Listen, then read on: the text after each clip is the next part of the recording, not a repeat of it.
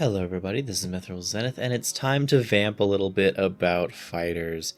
So last week I did the Unit Design 101 on Axe Fighters, and today I thought I would do a tier list review, check-in, whatever have you, whatever you want to call it, on fighters in Fire Emblem. Now these are all infantry fighters. I've not included wyverns, I've not included mounted axe users or armor axe users, basically, like arguably one exception with Hector. Yeah, these are all just infantry axe units, and I wanted to talk about them, so here we go.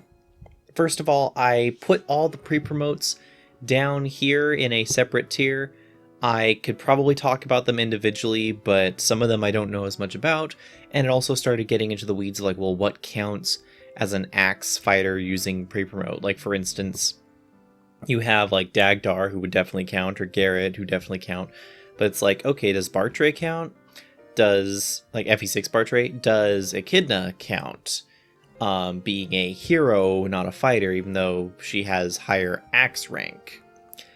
Does Ralph count? Is he, even though he's kind of more used just for like his swords, like sleep axes on swords, does he count as an axe fighter? And so I got some of these questions like, okay, does Basilio count? Does Flavia count? You know, what counts as an axe fighter? And so I decided I wasn't really sure to include them. I also wasn't sure whether to include Chris. You might see Chris down here and think, oh, well, why is Chris here? Because fighter is one of the, if I remember right, it's one of the meta builds for Chris. Male Chris can be a fighter and just max out strength and either one round or one shot a lot of enemies. I think it depends on difficulty. I'm not 100% sure if that's one of the best builds or just one of the better ones, but I've heard it's one of the better builds for Chris. But I'm not just going to assume Chris is always a fighter, because it's like you could also go armor. You could go really whatever you want with Chris. So yeah, I decided to throw on the pre-promotes so people don't get angry at me and be like, oh, well, you forgot all these units. I didn't forget them. I decided I didn't know how to tier pre-promotes, so I put them in here. Without further ado, let's go down the tier list. First of all, Ocean is one-of-a-kind fantastic. It's not even just the Vouge axe, which he has, which, to be fair, is a big reason of why he's up here. It's that, it's his stats, it's Wrath. He is such a good unit, such a well-rounded, combat-focused unit in a game where, yes, you don't always need combat units, you need a variety of units, but having a unit that is just very good at combat specifically can be very helpful. And he is very, very good at it. Weapon triangle is only 5%, so it doesn't really matter who he's up against. He's incredibly consistent with the Vouge and his high FCC. I want to say it's high, combined with Wrath. So yeah, as long as you don't ruin him by putting on Vantage, and then I guess technically not ruin, but he doesn't. The Wrath no longer procs. He's just great, and he is better than most other infantry combat units in the entire game. It's like he is maybe not as high of a tier as like Asvel, or you can make the argument of like, you know, some of the pre-promotes later on outclass him, but fantastic combat unit. I couldn't not put him at S tier. One of a kind, fantastic.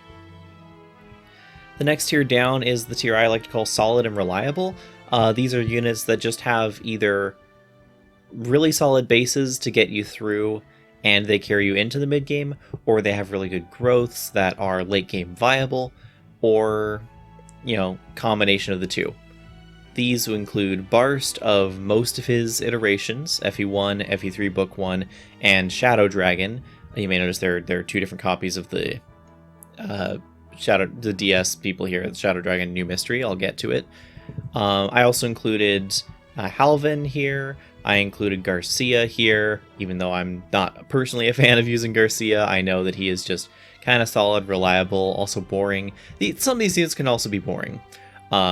Hector I included here because just his growths, particularly in defense, on average, not always, but, you know, growths are what they are. Defense and strength, just get him into a really good place. His late promotion does hold him back, but, otherwise, solid and reliable. Boyd, FE9 Boyd does need 1 or 2 decent growths to get going, but it's one of those things of, like, once you get going, he never really stops. As long as he doesn't get going too quickly, 1-round enemies and die. Not like that's ever happened on an Iron Man before. FE10 Boyd as well, very solid.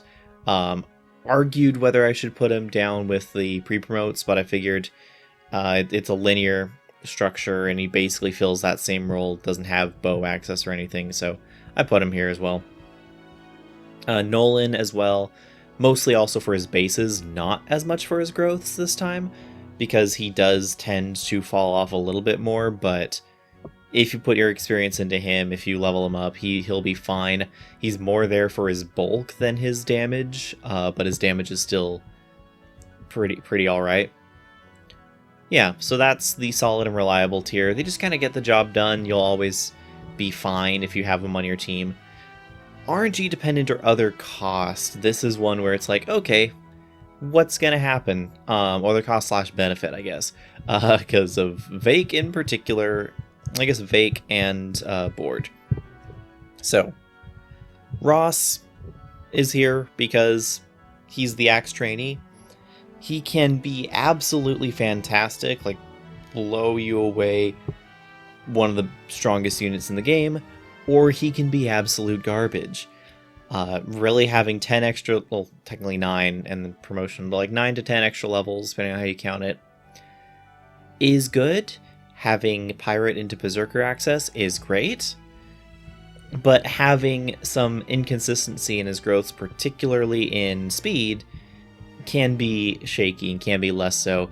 And that long startup time does lead a lot of players to not use him because you're also trying to use that early experience on another hard carry, for instance, like Vanessa. So RNG dependent or other cost benefit can be a very good unit, but does take some time to use. Geese and Gonzalez as well tend to be RNG dependent because they tend to take some time again to warm up.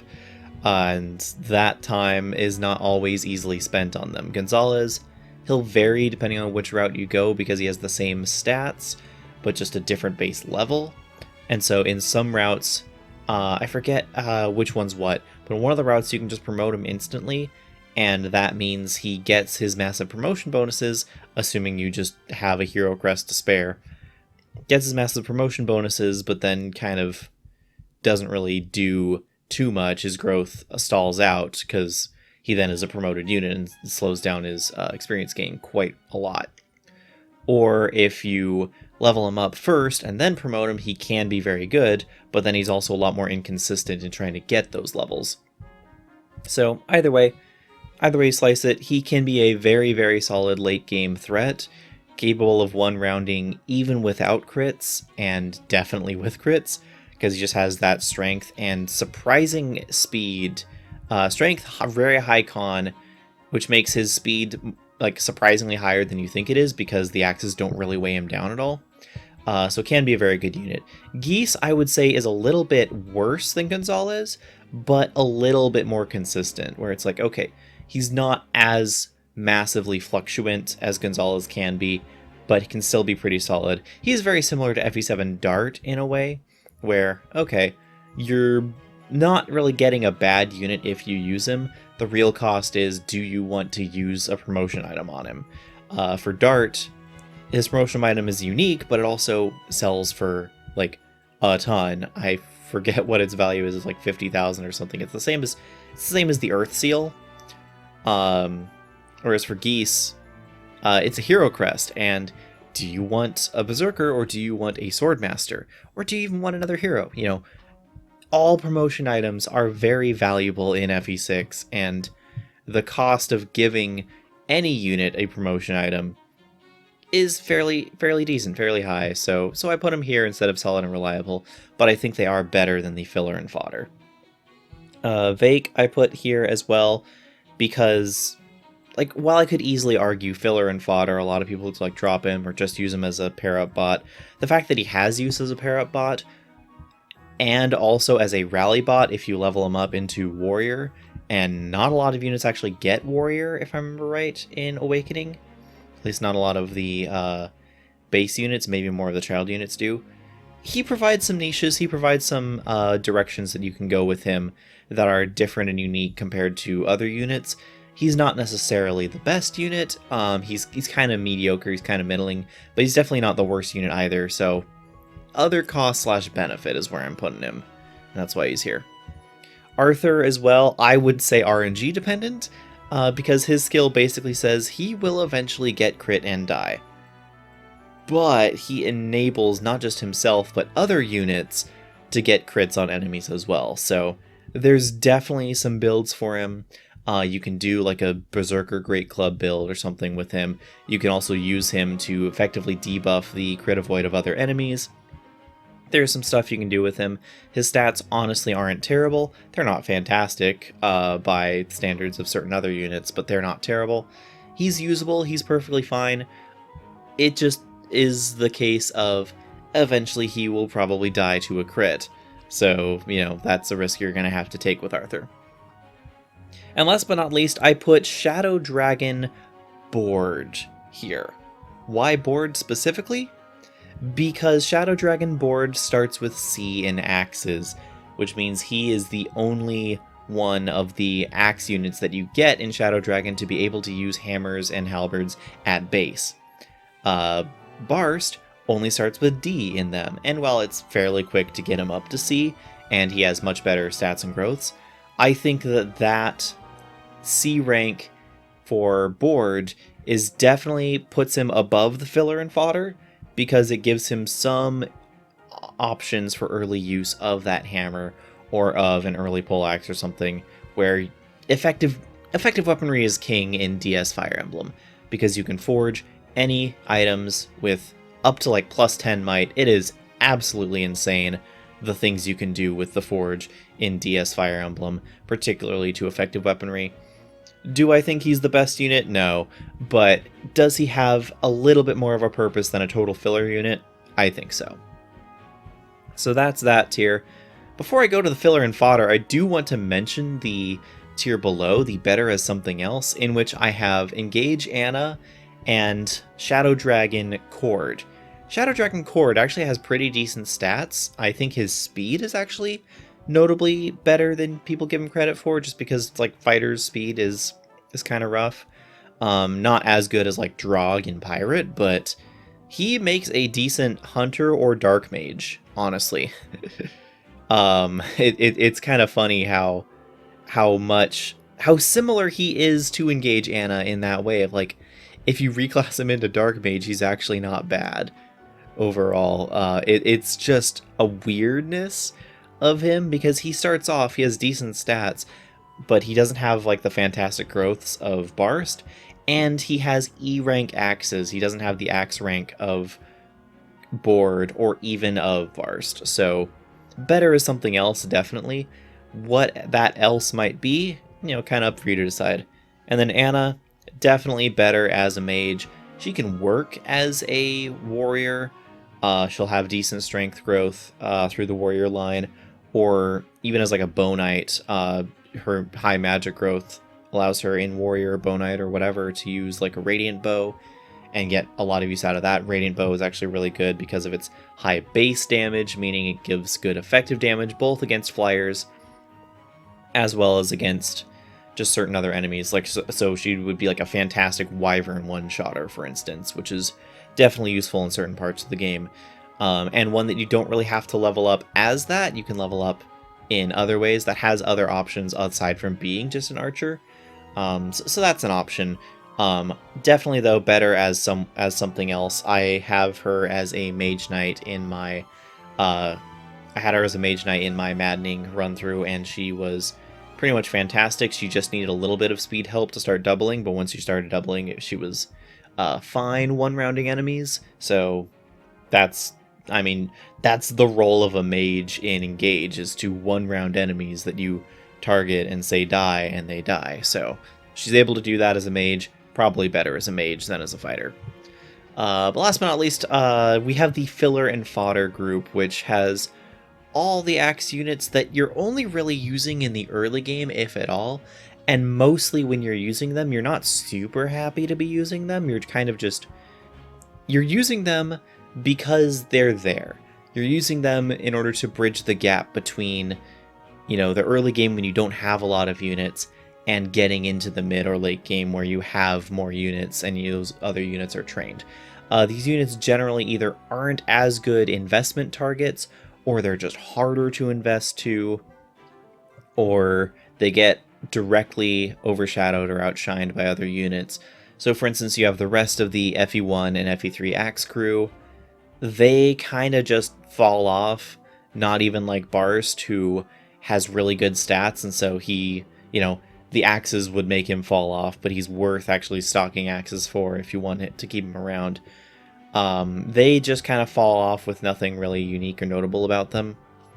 They do have some, Boar and Cord in particular have some early game use in that first chapter or two, where they can actually one-round some units, which not a lot of your units can at that point without a couple good growths. So axes are definitely worthwhile to use in the early game in FE1 because like iron swords are terrible, but they're also very inaccurate, so I totally understand if you don't want to use them. And then they cease to exist after Chapter 9 in shops. You have Luhar, I think is the name. Johan or Luhar, depending on what translation you're using of FE4. The Axe Fighter brother that you can recruit. It's either him or the Axe Cavalier. Both of them are pretty mediocre. Johan has the benefit of being able to promote into warrior and then get bows, which is which allows him to access the archer side of the arena, which makes his leveling from 20 to 30 easier, which if you care about levels in a ranked run makes him a little bit easier to use. But then he also is an infantry unit, and while I don't think that's as detrimental as people like to claim in Part 2, especially because you just don't have as many Cavaliers in Part 2 as you do in Part 1, he still suffers from not really being mobile enough to get around to places, because being an axe fighter, he's even behind most of your other units that way. He also doesn't have Holy Blood, doesn't have any really good weapons, just kind of mediocre at best. He's a filler and fodder unit. You'll use him because you can, not because you really want to. Marty I put here because his use is in carrying people. He is a pick up and drop off bot. You can load him up with scrolls and do the Marty party. He's a very fun and funny unit to use, but he has 0 skill and 0 speed, if I remember right. Maybe it wasn't 0 speed, but it was definitely 0 skill. He is a meme tier unit. Like, he is definitely useful in the early game, but again, as a pick-up, drop-off, take-drop bot, basically, to trade and assist with captures. That's basically his point. He's there to be muscle for lugging stuff around. He's a lifter, not a fighter.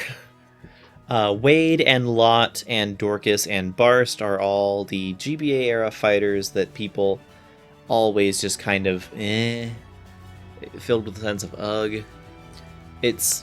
They're not unusable. They're not like so terrible that it's impossible to use them.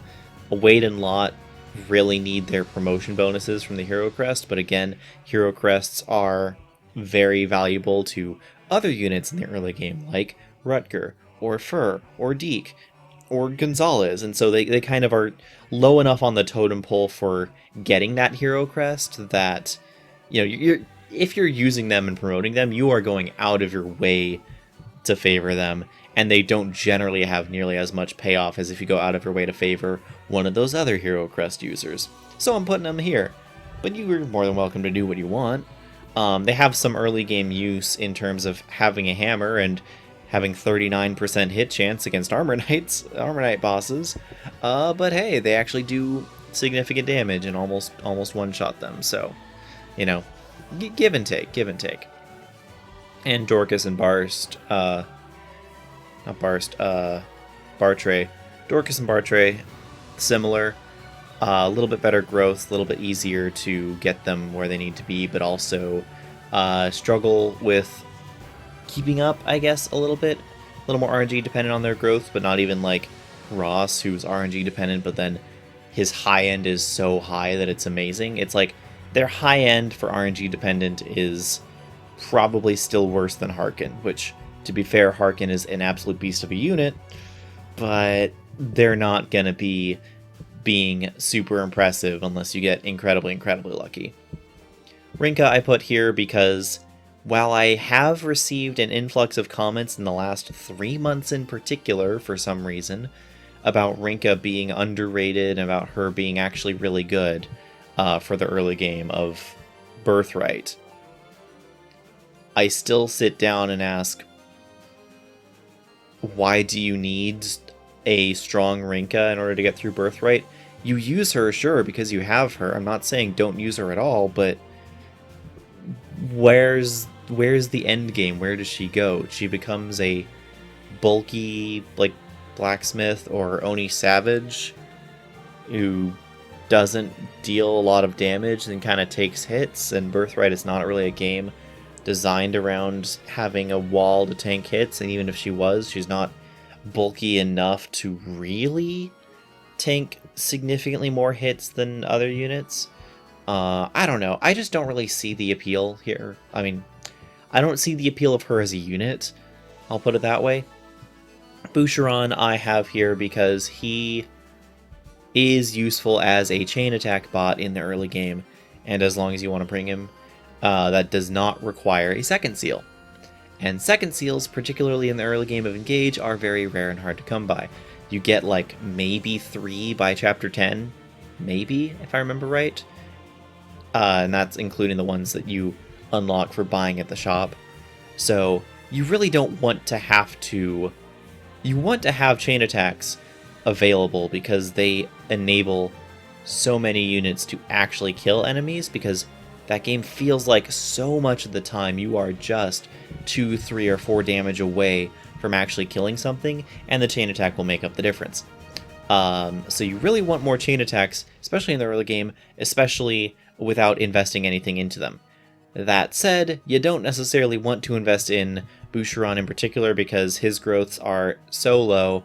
It basically seems like for Boucheron what they did was they took his growths, including his class growths, and forgot that the class growths were included and figured, that seems like a decent growth block for a fighter. And then other units, they put their base growths and then added their class growths on top like a real unit. That's kind of what it feels like they did to Boucheron, so, you know, he definitely suffers, but yeah, that's what it is. Daros and all 3 of the Axe Bros in New Mystery are in a weird spot. I don't know if I'd put them in filler and fodder, but it feels wrong to put them in like RNG dependent or other cost benefit, because they are better than a lot of... Okay, Daros is not, but like the 3 Axe Bros are better than a lot of the fodder of New Mystery, purely because, one, effective weapon access early on, like good axe ranks early on when not a lot of your basically none of your other units have good axe ranks, and 2, the triangle attack, meaning that they can...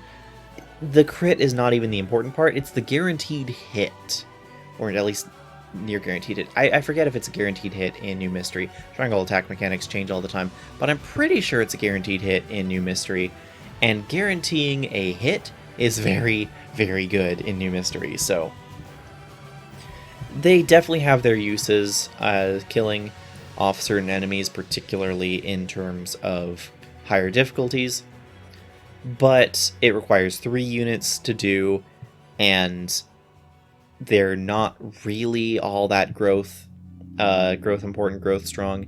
Even Barst, who has better growths here than even does in Shadow Dragon, technically, doesn't seem like he really holds up as well as other units in New Mystery.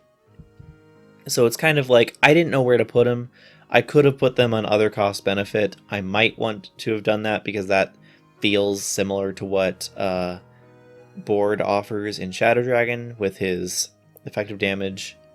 But I'm putting him here in filler and fodder. You can be sure to argue about that in the comments.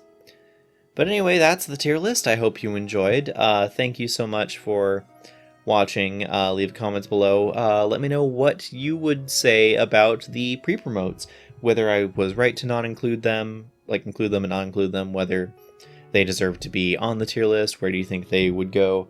Give me your thoughts there.